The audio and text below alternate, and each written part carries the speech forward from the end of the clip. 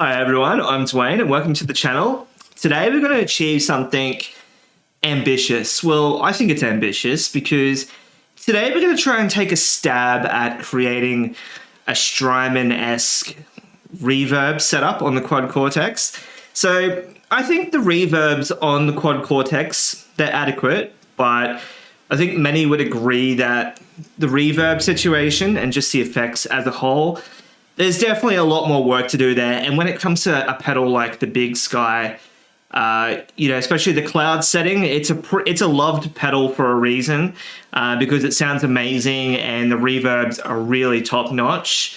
And obviously, if you're using reverbs out of the box just by themselves in the Quad Cortex, beyond anything simple, I don't think they're that amazing. But then I had this thought, I was like, the Quad Cortex has so much DSP. What if you could, through a combination of using delays and different reverbs and stuff like that, different decays and combinations, what if you could achieve something that was kind of like the Big Sky?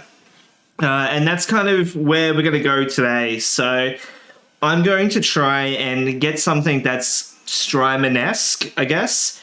Something that you might hear from the Big Sky. Now, it's not going to be exactly the same, but I think we can do some experimenting around where we can come up with something that I think is going to be more decent than just if you put a straight room reverb or plate reverb or whole reverb or whatever, because we're going to combine a whole bunch of stuff. Now, it's possible that this may completely fail, and if that case, then this video won't get uploaded, obviously, and I've wasted my time.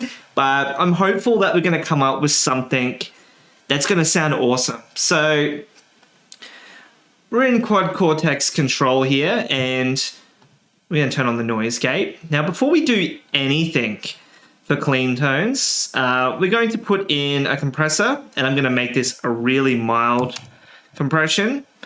And I'm going to leave it at that. I'm just going to set the compression to 3. For the amp, I'm going to just put in something like, where we're going to put in there? Maybe the Deluxe 65. That could be a good one. Because the amp here does not matter so much. What's going to matter here is just kind of getting a decent sort of bass level amp that can take amps pretty well. So I'm thinking, let's do this 112 here. The default settings look pretty good, in my opinion. Let's have a look and see how that sounds.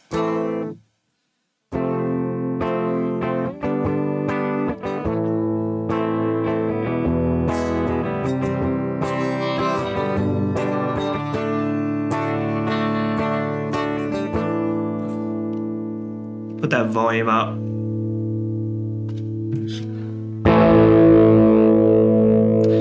Too much gain. See, the Fender amps, you don't really, if you want them clean, you don't really want to go past 3-ish. And then we can push that up by putting up the output there.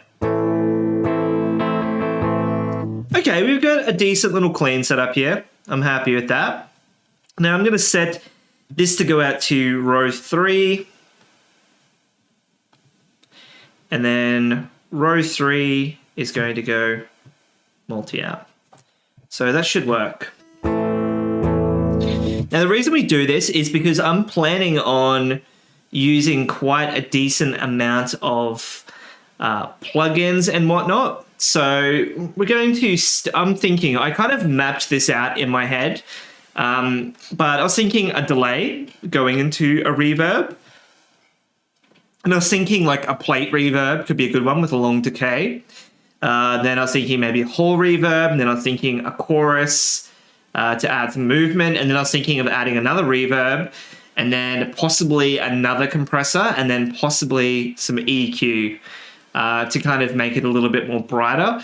Now, obviously, this is kind of all speculative at the moment. But I think we can get started and see where we go here. So I'm going to use a digital delay, and I'm just going to use the mono one. The mix on this is going to be very low, about 15. And then I'm going to turn off the sync note and then the delay time. I'm going to put that down a little bit. about 350 milliseconds. For feedback, we want that low. We probably want to run about 15, just 1 or 2 repeats. I think that should be around there. For the high pass, we're going to remove some of the muds. We're going to go up to 250. And for the low pass, we're going to go up to around about 10.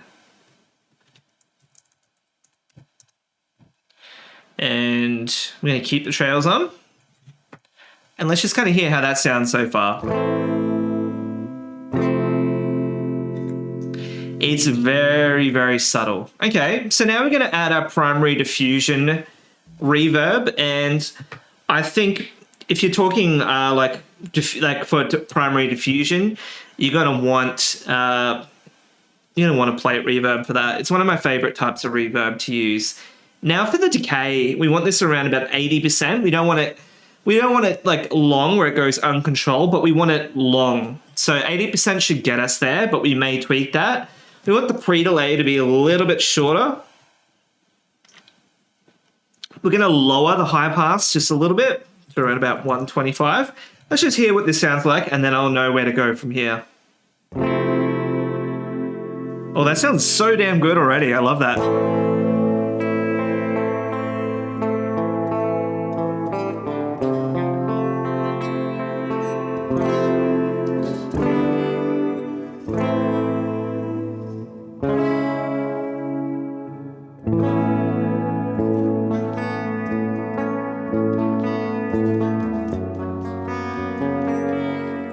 Okay, so I can hear that for the low pass, we want to bump that up to around about 10K again. Now, the HF damping, we probably want to put that up, actually, just listening to that. The mod depth, we probably want to put that way down to like 10%.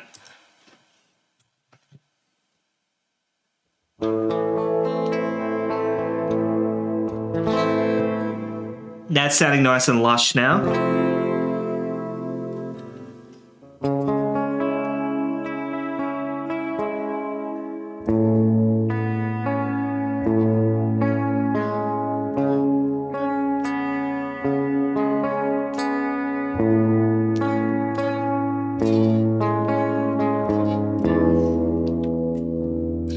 Okay, that's sounding pretty good. I'm going to leave the LF damping at 50. We may go back and tweak some of this. So far so good, but we haven't really done anything, I guess you would say, is out of the ordinary here. We haven't stacked anything. Delay into a reverb it's a pretty standard move. But now what we're going to do is we're going to expand the space. And for that, I think what's going to be a good candidate for that is a hall reverb. Deciding between whether or not the mind hall or the hall, but I think the hall one's going to be good.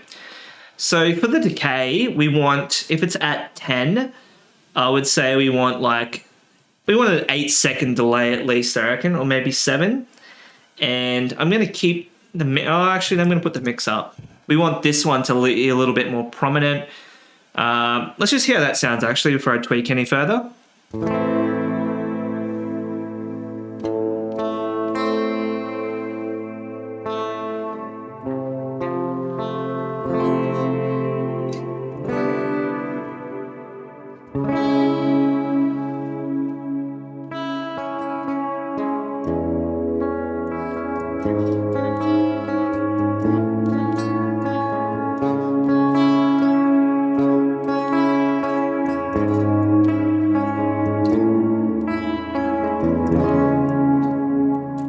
So already I'm liking this combination. I can hear the pre-delay needs to come up quite substantially. I'm thinking for the high pass, we want to put that around about 250 as well, like we did for the previous ones.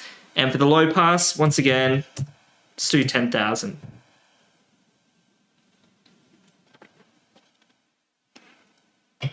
And trails on. Let's just hear how that sounds.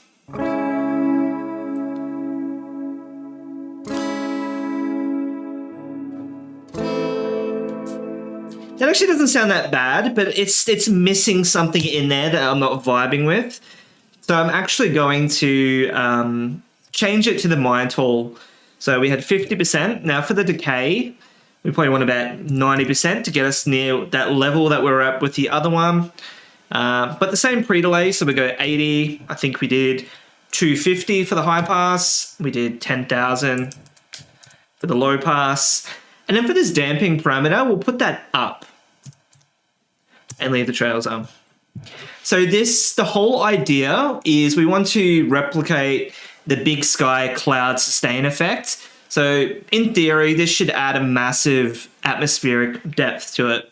So the hall was fine, but I think we wanted mind hall because we wanted it to be, that's it, a bit more droney, a bit more spacey. The hall would have been fine, but hear that tail on the end there?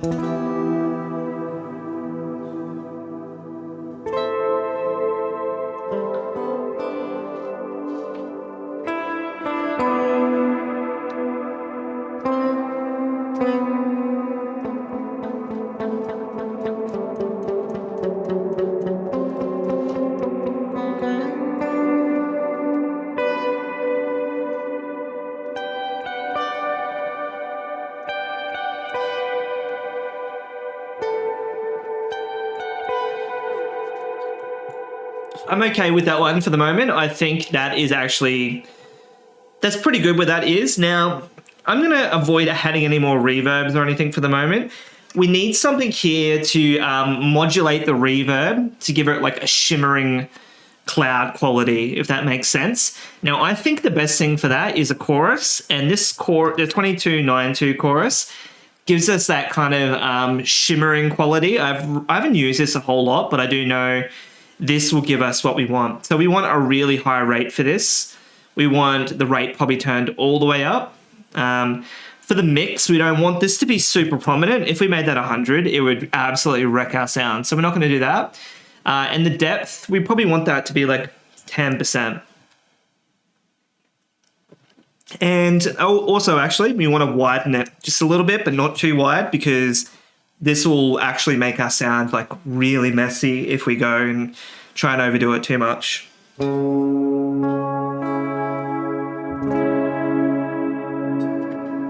Really subtle, but it's giving us that beautiful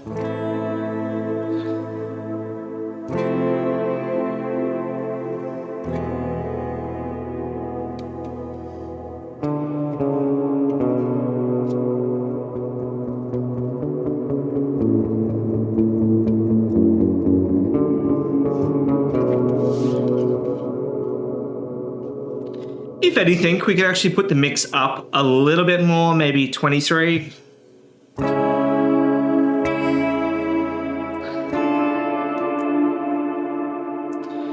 Okay, so what that's doing is that's modulating the reverb. So it's giving us that shimmering cloud quality.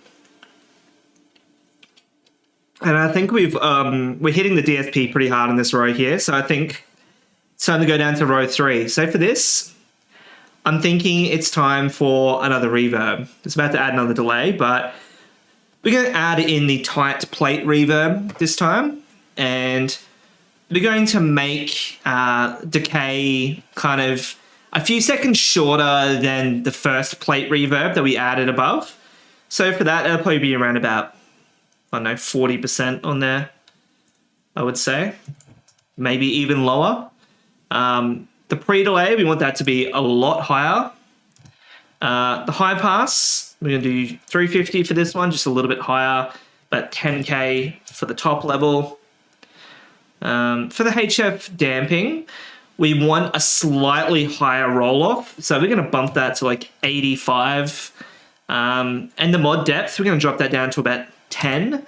And we're going to put that mix down even less because we don't want that to kind of muddy things up. So this is going to add final smoothing and air to our sound. The idea is it's going to fill in the gaps from the first reverbs because we've made the decay shorter.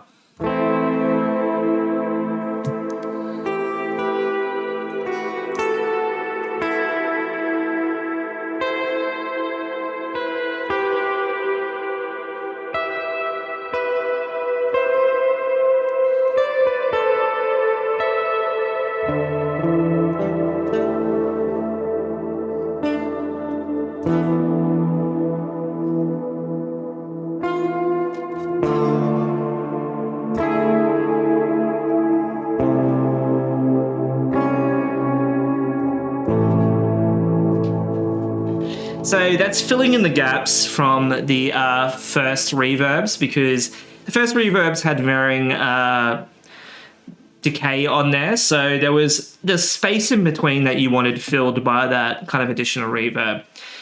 So now what we need is we need some final glue that's going to glue all this stuff together and sustain it a little bit. At the moment, you can hear it's actually pretty nice. But it needs something in there to kind of glue it together and make it just a little bit more coherent. So I'm thinking for that, the legendary 87, which is a 1176 style compressor. And for the input, we're actually going to make this like -5. So we're going to clamp that down. And then the ratio, we're going to go down to the 4. For the attack, we're really going to drop that down.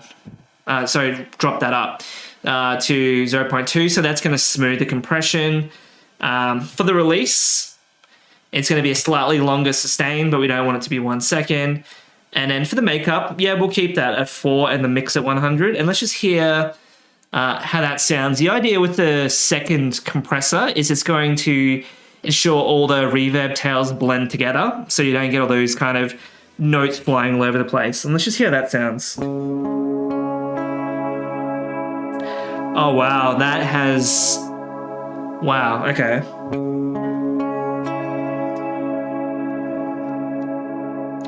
So I've stopped playing, but it's still just beautifully droning on. Like if you see, like watch this, it's just droning so beautifully.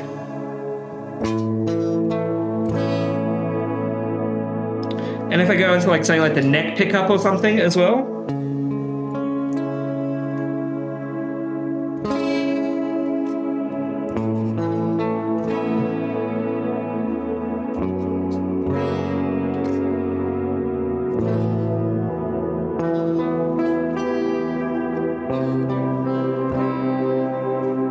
Wow, that is something.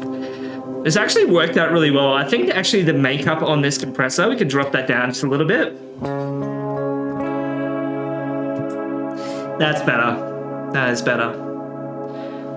So we've actually got, it may not sound completely like a Strymon, but the way that it drones, the way that it rolls off, the way that the notes kind of sustain, that definitely gives us kind of like a very hovering sort of cloud, expansive, atmospheric sort of reverb type sound.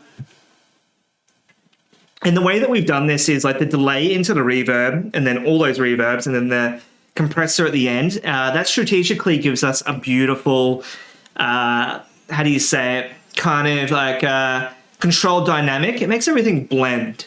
Now, we're going to do something that I think is optional, but I think it could even elevate the sound just a little bit more. It is kind of a little bit flat. So we're going to use the Graphic 9 EQ on here. And I'm going to boost around the 1K mark. And I'm going to give that quite a huge boost of 6 dB.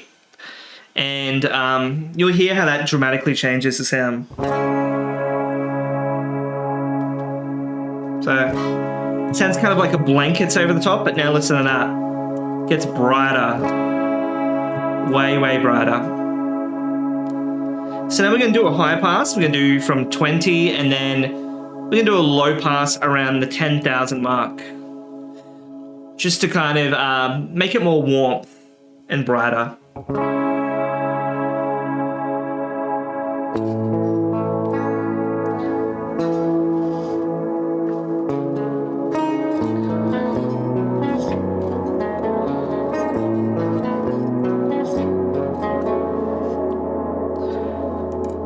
I love how this just doesn't end. Like you can hear it's just kind of like ambiently washing itself out. If you're doing like worship music and stuff, like this would be an amazing tone combination for a worship preset, because it just fills the sound like.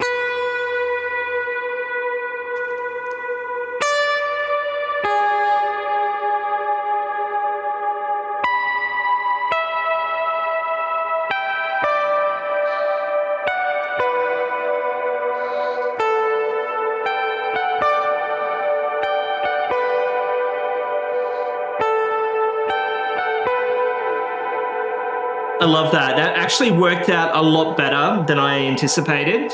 So I've turned the guitar down, but it's just still going to take a while to wash out. We've got some serious decays on here.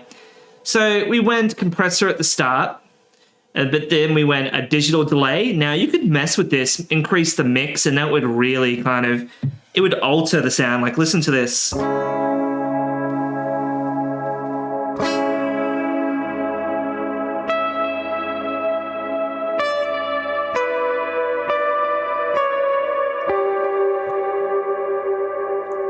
I love it.